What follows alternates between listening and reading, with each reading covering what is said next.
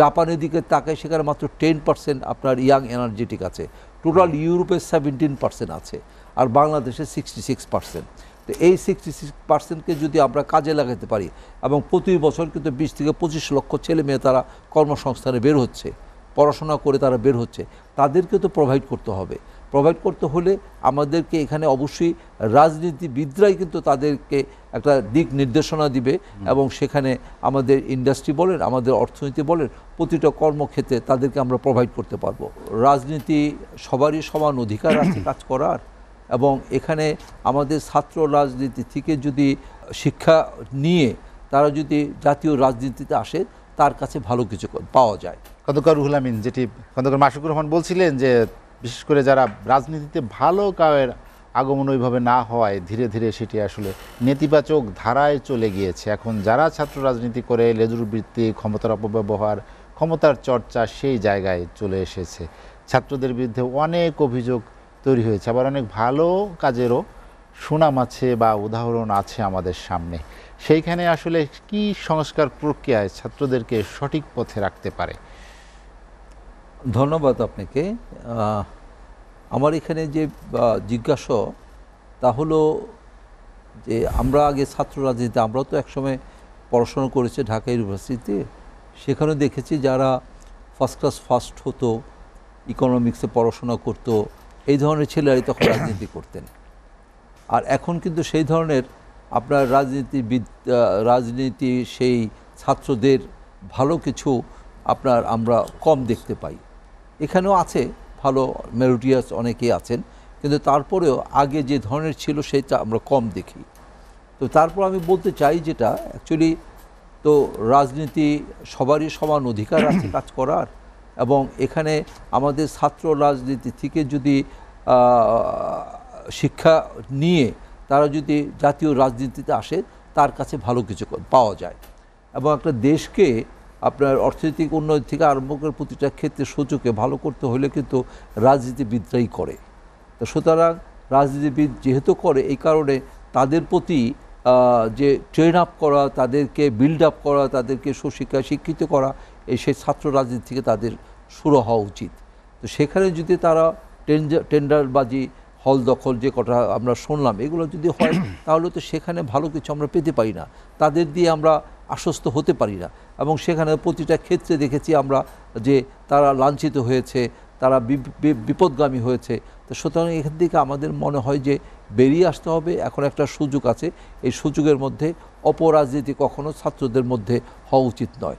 এখন ভালো কিছু দেখব, এবং যার মাধ্যমে আমরা মনে করি যে চ্যালেঞ্জিং থাকবে, যে পৃথিবীর বুকে আমরা মাথা উঁচু করে দাঁড়াতে হলে আমাদেরকে এগিয়ে আসতে হবে।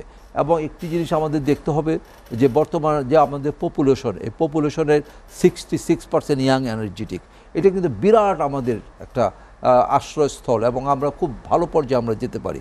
আমরা যদি এখন জাপানের দিকে তাকাই, সেখানে মাত্র 10% আপনার ইয়াং এনার্জেটিক আছে। টোটাল ইউরোপে 17% আছে, আর বাংলাদেশে 66%। তো এই 66%কে যদি আমরা কাজে লাগাতে পারি, এবং প্রতি বছর কিন্তু 20 থেকে 25 লক্ষ ছেলে মেয়ে তারা কর্মসংস্থানে বের হচ্ছে, পড়াশোনা করে তারা বের হচ্ছে, তাদেরকে তো প্রোভাইড করতে হবে। প্রোভাইড করতে হলে আমাদেরকে এখানে অবশ্যই রাজনীতিবিদরাই কিন্তু তাদেরকে একটা দিক নির্দেশনা দিবে, এবং সেখানে আমাদের ইন্ডাস্ট্রি বলেন, আমাদের অর্থনীতি বলেন, প্রতিটা কর্মক্ষেত্রে তাদেরকে আমরা প্রোভাইড করতে পারবো।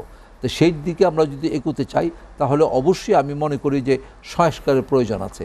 বর্তমান যে সংস্কার যেটা বা রিফর্ম যেটা আজকে আপনার এখানে মূল বিষয় আপনি তুলে ধরেছেন, যে সংস্কারটা আমার মনে হয় যে এই রাজনীতিবিদদের এবং কিভাবে সরকার পরিচিত হবে, প্রতিটা ক্ষেত্রে আপনার এখানে আমাদের সংস্কার দরকার। আমি মনে করি যে সামনে যে নির্বাচন হবে, এই নির্বাচনটা আমার ধারণা ভালোই হবে।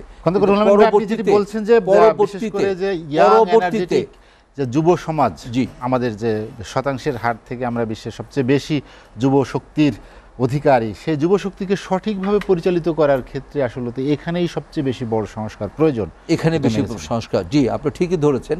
এবং এই শক্তিকে আমাদের কাজে লাগাতে হবে। আমাদের কাজে লাগাতে কিভাবে হবে? দেখুন, আমি দেখেছি যে আপনার MA পাশ করা একটা ছেলে বা BBA পাশ করা ছেলে আমার অফিসে আসে, তাকে আমি বলি তোমার কত হলে চলবে, সে বলে 15,000 টাকা হলে আমার চলবে। এত কম দিয়ে কীভাবে চালাবা? স্যার আমি চাকরি তো পাচ্ছি না।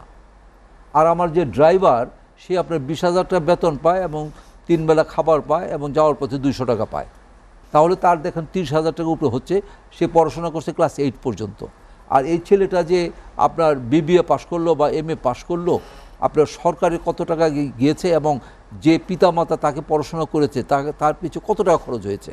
এরা তো ইয়াং এনার্জেটিক, কিন্তু এইভাবে করলে তো হবে না। আমি মনে করি যে সেই সমস্ত ইয়াংদের ইন্টারমিডিয়েটের পরেই কিন্তু তাদের সেই ভোকেশনাল ট্রেনিং বলেন বা টেকনিক্যাল ইনস্টিটিউশন বলেন, সেখানে তাদের পড়াশোনা করা দরকার। সেখানে তারা 3 বছর পড়াশোনা করবে আর 1 বছর আমাদের এখানে, আমরা যারা ব্যবসায়ী আছে আমাদের এখানে ইন্টার্নশিপ করবে। এই 4 বছর করার পরে তাদেরকে যদি আমরা বিদেশে পাঠাতে পারি, এখানে কর্মসংস্থান ব্যাংক আছে এবং সেই মাধ্যমে তাদেরকে আমরা বিদেশে পাঠাতে পারি। 10টা ছেলে যে রেমিটেন্স পাঠায়, একটা ছেলে তার চেয়ে বেশি পাঠাবে। এই তো সুন্দর চিন্তা করে তাদেরকে আমরা কাজে লাগাবো, ইয়াংদের আমরা কাজে লাগাবো। তো আপনার সুন্দর পরিকল্পনা দরকার। এই পরিকল্পনা আপনার আগান, উইদিন 10 ইয়ার্স দেখবেন যে আমাদের কেউ আটকাতে পারবে না। আর এইটা কিন্তু ঠিক, যে ছেলেটি আমাদের বাংলাদেশে 6 ঘন্টা পরিশ্রম করতে চায় না, বিদেশে দেখে আসি সে 18 ঘন্টা পরিশ্রম করে। এবং সেখানে আমেরিকার মতো জায়গায়, ইউরোপের মতো জায়গায়, মিডল ইস্টও আছেই, তারা যে সাশ্রয়ী, যে সুন্দর করে তারা চলে এবং তাদের টাকা প্রথমেই টার্গেট থাকে যে আমি বাবাকে কিভাবে হজে পাঠাবো, আমার ছোট বোনকে কিভাবে বিবাহ দিব, আমার পাশের বাড়িটা কিভাবে সুন্দরভাবে করা যায়, এই চিন্তা তারা করে তারা রেমিটেন্স পাঠায়। আর এখন যে জিনিসটা সুন্দর হয়েছে তাদের মধ্যে মানে অল্প কয়েকদিনে, এই যে আপনার প্রায় 1.5 মাস হতে চললো, 1.5 মাসে যে রেমিটেন্স আসছে, এর আগে কখনো এত রেমিটেন্স আসে নাই। এবার যেটা আসলো, কেন আসলো? তাদের মধ্যে একটা পরিবর্তন আসছে, যে দেশ একটা পরিবর্তন হচ্ছে। এই কারণে দেখেন তাদের স্বতঃস্ফূর্ততা আছে এবং যারা হুন্ডির মাধ্যমে পাঠাতো তারাও এখন ব্যাংকের মাধ্যমে পাঠায়। দেশপ্রেম তাদের মধ্যে কতটা আছে। তা সুতরাং আমি মনে করি যে যারা প্রবাসী আছে এবং ইয়াংদের আমাদের কাজে লাগাতে হবে। এবং এই সুযোগ কিন্তু সবসময় আসবে না। 2038 সাল পরে কিন্তু আমাদের ইয়াংদের প্রভাব আস্তে আস্তে কমে যাবে, তখন আপনার বয়স্করা আসবে। আমি জাপানে যেটা দেখলাম, ওখানে ওই যে আপনার ডাইপার বলে না, মানে বাচ্চারা প্রস্রাব করলে যেটা পরানো হয় আর কি, সেই ডাইপার এখন আপনার বাচ্চাদের চাইতে আপনার বয়স্করা বেশি ব্যবহার করছে। ওখানে বয়স্কদের জন্য ডাইপার বেশি ব্যবহৃত হচ্ছে, ইন্ডাস্ট্রি হচ্ছে, বাইরে ইম্পোর্ট তারা বেশি করছে বয়স্কদের জন্য। আর সেই সুযোগটা এখন বাংলাদেশে আমাদের আছে, ইয়াংরা আছে, যেখানে এই ধরনের কিছু দরকার নেই। তারা দিক নির্দেশনা চায়, তারা সুন্দর সঠিক সিদ্ধান্ত চায়, তারা টেকনিক্যাল ইনস্টিটিউশনে পড়তে চায়, তারা বিদেশে যেতে চায় এবং যারা হায়ার স্টাডি করবে তাদেরও সুযোগ থাকবে। কিন্তু ম্যাক্সিমাম আমাদের খেয়াল করতে হবে যে টেকনিক্যাল ইনস্টিটিউশন আমাদের করতে হবে, তাদের কাজে লাগাতে হবে। কাজে লাগে আমাদের দেশের অর্থনীতিকে আমরা সুন্দর চাঙ্গা নিতে পারবো এবং পৃথিবীর বুকে আমরা মাথা উঁচু করে দাঁড়াতে পারবো। খন্দকার রুহুল আমিন, হাতে সময় নেই, আলোচনা শেষ করব। সরকার এবং দল দুটি মিলে কি একাকার হয়েছিল কিনা? সব জায়গায় কি শেখ হাসিনার কর্তৃত্ব ছিল নাকি তার সহযোগী, তার লোকজন ছিল যারা প্রশাসন যন্ত্রকে পরিচালনা করছেন? তাদের কি হবে? তা তো অবশ্যই। এই যে দেখুন, ব্যবসায়ীদের সর্বোচ্চ সংগঠন the federation Bangladesh chamber of commerce industry, এখানে দেখা যেত যে মানে প্রাইম মিনিস্টার ডিজায়ার যে সে হবে, সিনিয়র ভাইস প্রেসিডেন্ট সে হবে, তাছাড়া আর কেউ হতে পারবে না। এই কারণে আমরা এখন বলছি সংস্কার আমাদের এই ব্যবসায়ীদের এখানে বেশি আগে দরকার। আমরা প্রেসিডেন্ট, ভাইস প্রেসিডেন্ট তাদেরকে ভোট দিতে পারি না, তারা অটো হয়ে যায়। কিছু অটো ডাইরেক্টর আছে, এখানে আপনার 82 জনের একটা আপনার কমিটি আছে, তার মধ্যে 41 জন অটো হয়ে যায়। মানে সাধারণ জনগণের কাছে যেতে হবে না, ভোট পেতে হবে না, অটো হয়ে যাবে। এইভাবে তো অ্যাকচুয়ালি তারা আইন করে ওইভাবে নিজস্ব গণ্ডির মধ্যে রেখেছিল। এবং আমাদের মতো সাধারণ ব্যবসায়ীরা আমরা প্রেসিডেন্ট, ভাইস প্রেসিডেন্ট তাদের ভোট দিতে পারতাম না।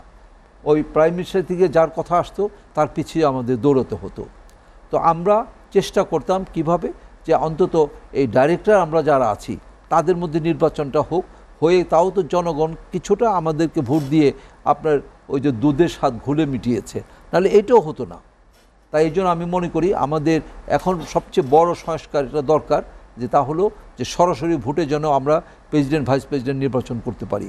আর অটো ডাইরেক্টর যারা আছে তাদেরকে রোহিত করে এখানে শুধু 4-5টা সংগঠন, যেমন BGMA, BKMA, BTMA, bankers association, এই ধরনের 4-5টা হতে পারে, ঢাকা চেম্বার। তাছাড়া এখানে সব আমরা ইলেকশনের মাধ্যমে নির্বাচন করে আমরা তাদেরকে ডাইরেক্টর নির্বাচিত করব এবং প্রেসিডেন্ট, ভাইস প্রেসিডেন্ট নির্বাচিত হবে। এই 2-1টি সংস্কার হলে কিন্তু সুন্দর আমরা সব কিছু পেয়ে যাই। যেমন এখানে অ্যাডমিনিস্ট্রেশন বসানো হয়েছে এফবিসিতে, রুবেন ভাই হাতে সময় বলেছে নেই, যে আলোচনা 120 শেষ দিনের করবো মধ্যে আজ। নির্বাচন করবে, কিন্তু 120 দিনের মধ্যে নির্বাচন করলে সংস্কারটা কিন্তু ঠিক মতো হচ্ছে না। এই সংস্কার করে তারপর যেন নির্বাচন করে, তাহলে কি আমি মনে করি সাধারণ যে ব্যবসায়ীরা খুশি হবে, এবং তাদের যে মনের ইচ্ছা কাকে দিয়ে প্রেসিডেন্ট করে সে বার্গেনিং এজেন্সি খুলবে বা বার্গেনিং করতে পারবে সরকারের সাথে, সেই ধরনের ব্যক্তিকে যেন আমরা নির্বাচিত করতে পারি। খন্দকার রুহুল আমিন, সিআইপি, আপনাকে অসংখ্য ধন্যবাদ।